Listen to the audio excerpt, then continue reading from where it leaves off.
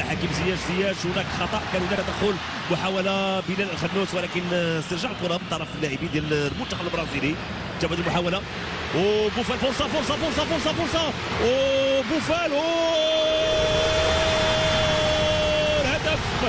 هدف اول لفائده المنتخب الوطني المغربي وسط سفيان بوفال يضع الكره في الشباك والهستيريا على مستوى المدرجات. فرحه كبيره للجماهير المغربيه بهدف سفيان بوفال في شباك الحارس ويفرتون.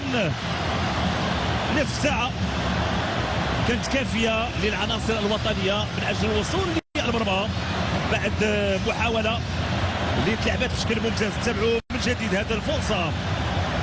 حكيم زياش خطا الكرة بشكل ممتاز، انطلاقة كان تمريرة، كان خطا على مستوى التمرير بلال الخنوس، ثم استرجاع الكرة. لاحظوا المناطق ديال المنتخب البرازيلي، تمريره ممتازه ثم خطات الكره لسفيان بوفال. ما زاد ما نقص، وضع الكره بهذا الشكل وبهذه الطريقه وبهذه الجماليه، واللي خلى ما كاين اي رده فعل لويفرتون. تابع هذه المحاوله، سفيان بوفال يضع الكره في الشباك وفرحه كبيره للاعبي المنتخب الوطني المغربي. تابعوا من جديد سفيان بوفال خطا الكره بشكل ممتاز، ولانه كان عاطي لحارس المرمى في الصدر الظهر عفوا، فما تمكنش ويفرتون من ابعاد الكره.